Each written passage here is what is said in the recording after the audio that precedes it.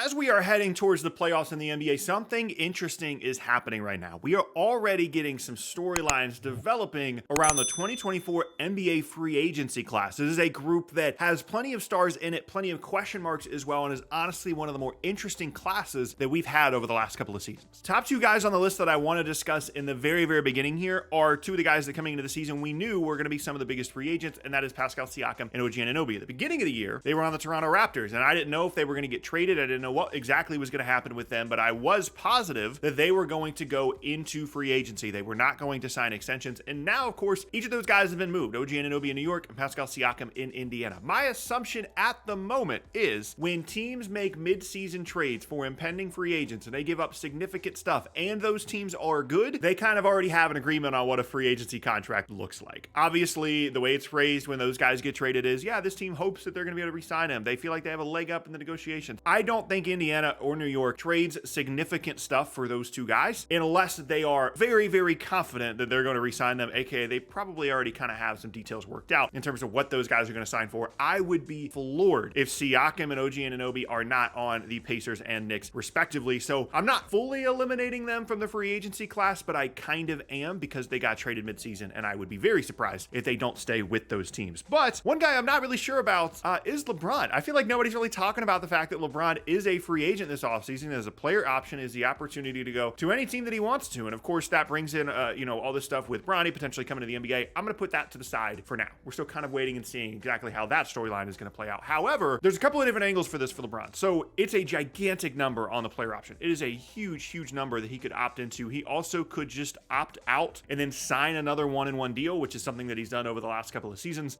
Really wouldn't be that big of a deal for him to just have a little bit more security for another season if he really did want to opt in on the second year of that, as well as the Lakers would love to have LeBron continue to come back. As much as we've talked about the idea of him not having as much leverage within the organization anymore, him not quite being on the same level anymore, I'm sure they still would absolutely love for him to return. And so any opportunity they have to re-sign him, I'm sure they will take it. He has said publicly that he wants to stay with the Lakers. He hopes to retire a Laker. However, weird postseason stuff can change some things sometimes. And if the Lakers are not successful in the postseason, if they lose in the play-in or something, I could certainly see LeBron exploring his options in a way that we have never seen before. Because the idea of LeBron declining a player option and then going and signing a max contract with a contending team, that's not going to happen. The only real option would be maybe Philadelphia, but it's very unlikely they'd have to do some very weird cap stuff in order to make that work. That's really the only option. And if it's not Philadelphia, then, at least on a max contract, then maybe we see LeBron opt out and sign for like the mid-level exception somewhere. Sign for a smaller number just to try and go and win a title. That's an option that has been explored by a lot of people publicly in the past. Here's my issue with that. One,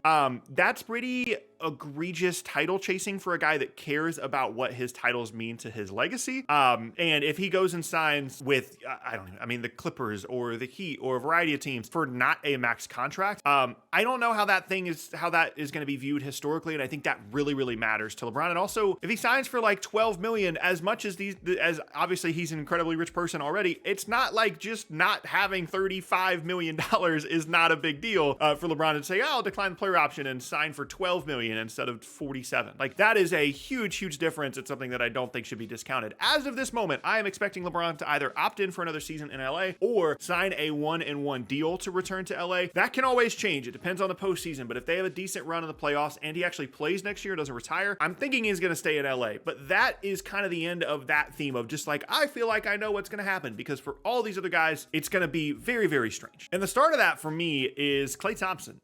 This has been a really tough season for Klay. I still really like him as a player, what he brings to the game, but clearly he's not the same guy. The shooting stuff has fallen off. And that's a big concern for a guy who's that's his whole thing at this point. And Golden State, they kind of have other options suddenly. And Podziemski is good. Kuminga is good. They've got some other decent role players there that they're still trying to develop as young players. I would not be surprised at all if Klay just leaves. If the Warriors just let Klay walk and he goes to Philadelphia or a handful of other teams, and they're just like, you know what, even though we really want to keep Klay and Dre and Steph together, the number is just going to be too much. It's going to require way too much to bring this guy back, especially if it's in like a bench role, which it seems like it might be in the future. I'm kind of 50-50 at this point. Again, it depends on what the Warriors do in the postseason. They're playing well as of the recording of this video. They could always make a run, and if they make like the conference finals or something, they're going to bring back Klay. There's no way that they're just going to let Klay walk. But for financial reasons as well as others, I wouldn't be surprised if he ends up somewhere else as a free agent this offseason. This is the one that I am keeping the closest eye on because it feels like you could tell me 20 different things happened with Klay Thompson's free agency this offseason, and I would probably believe you on all of them. Another one people aren't really talking about, Jrue Holiday in Boston. Now, I've talked about how crazy it is that Jrue Holiday ended up with the Celtics in the first place and that trade and all this other stuff, but he is a free agent. That's one of the reasons why it didn't take as much for Boston to get Jrue Holiday in exchange in a trade. But again, my assumption is you trade for the guy 1 year left in his contract, he's going to come back, but that could always change. Maybe Boston doesn't see this as a long-term solution. Maybe they always saw this as a rental. They don't want to spend the money to re-sign him. They're going to have a gigantically expensive roster as it is. And it's one of those things where, hey, it was really fun for a year. We don't have the money to bring you back. And then Jrue Holiday suddenly becomes like a marquee free agent. Again, a lot of contenders are going to be out there trying to get him. I think he would return to Boston this year because I think they're going to have a really good postseason run. You can't just let a key piece of your team walk in free agency, but one I'm still definitely keeping an eye on. Another one to keep an eye on here is DeMar DeRozan. He is definitely a candidate to me for the MLE or like the smaller contracts. I'm going to go to a contender guy, whether that be Miami, Philadelphia, the Lakers. I know I'm mentioning the same teams, but that's just how it is. He's definitely a possibility for one of those kinds of things where he just ends up on one of these contending teams, maybe even in like a sixth man role or something. Obviously, there's been rumors about him going to LA in the past. And even when he signed with Chicago in the first place, he almost went to LA that offseason as well. I would be pretty surprised if Chicago re-signs him, quite frankly. But honestly, the Bulls just kind of do their own thing in the front office. So maybe they'll re-sign him, maybe they'll sign and trade him. But he's definitely a free agent worth keeping an eye on. And then the last two guys I want to talk about as well are the Clippers guys. James Harden and Paul George, both free agents, by the way. And the Clippers are really good, but there's no guarantee, certainly with the Clippers, that they're going to do anything in the postseason at all. Harden went to LA because he knows, or at least he thinks, that he's going to get a gigantic contract offer from the team in the offseason. That's why he went there, in addition to obviously them having really good players. He wants another big contract, and if they're really good and the Clippers make a run, they're going to re-sign him. They're going to give him a huge deal. If that doesn't go well, he could end up looking around and wondering, hey, where's the team that I'm going to end up going to? And again, might be another smaller contract guy. There's not a lot of contenders that have a ton of money to hand out to these guys. And then the other piece is Paul George. There's been rumors about him possibly returning to Indiana. There's been rumors about possibly him going to Philadelphia. Again, all of this depends on the postseason run for the Clippers. There's no indication at the moment that they are going to be doing anything dramatic in the offseason, but definitely guys to keep an eye on. And if there's anything that we know with James Harden as well as the Clippers, and certainly with them combined, is that one postseason can change everything, and they can be very all over the place in terms of the direction of the franchise. My assumption right now is because the Clippers seem all in on this group and they're moving into the new building and they're rebranding, that they're going to do everything they can to keep this group together. But I thought that James Harden was going to stay in Philly. I thought that James Harden was going to stay in Brooklyn. None of those things actually happened. And we know that the Clippers have a history of having some issues in the postseason, even with this,